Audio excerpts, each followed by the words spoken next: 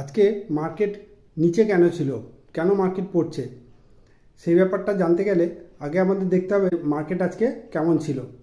আজকে IT sector ছাড়া reality, auto এগুলো সব নিচে ছিল। আসলে অটো আর ব্যাংক এগুলোতে আজকে সব প্রফিট বুকিং হয়েছে। সুতরাং এখন সব এক্সপার্টরা বলছে যে এখন বাই অন ডিপস করার সময়, মানে শেয়ারের দাম একটু পড়লেই কিনতে হবে।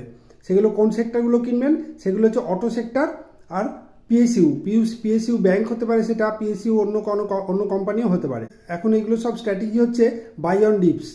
এবার আসি কেন মার্কেট পড়েছে। আজকে যত ব্যাংক ছিল, ব্যাংকগুলো লাস্ট ছ দিন ধরে কিন্তু র্যালি হয়েছে। সুতরাং আজকে সব প্রফিট বুকিং হয়েছে। ওভারঅল ট্রেন্ড কিন্তু পজিটিভ আছে।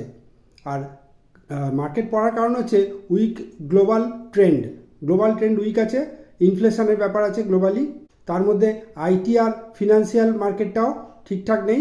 ওই কারণেই আজকে মার্কেট পড়েছে।